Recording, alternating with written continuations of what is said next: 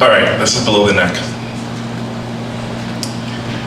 Sunlight shines through pale drapes while fingers try to path across the tan skin of her stomach.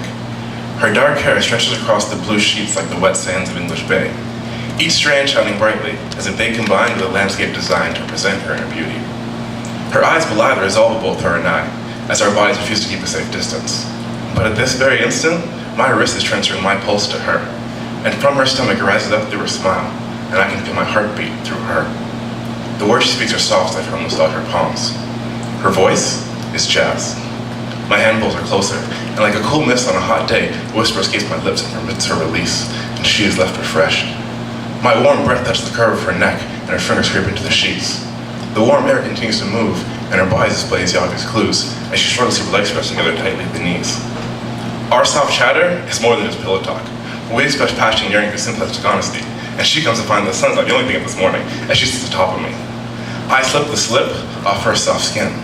My hand and her hand clasped tight to form our hands, and proof of her pleasure spread across the shaft that's halfway hidden in my pants. The morning birds chirp music to our private dance. Now, gone are inhibitions and regret. Gone is the fedora that sitting atop her head was the perfect fit.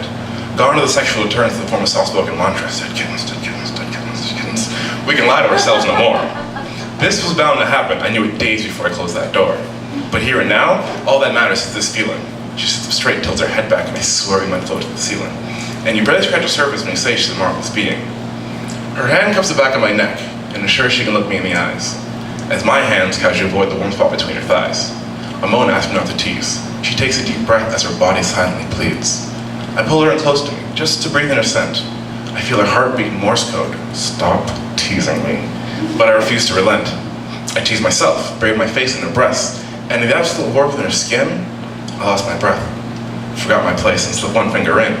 And from the minute we met, it was obvious I could easily get under her skin, so she shouldn't have been so surprised, though I kind of reveled in the amazement in her eyes, as it only took one of my digits to stimulate the center of her nerve endings.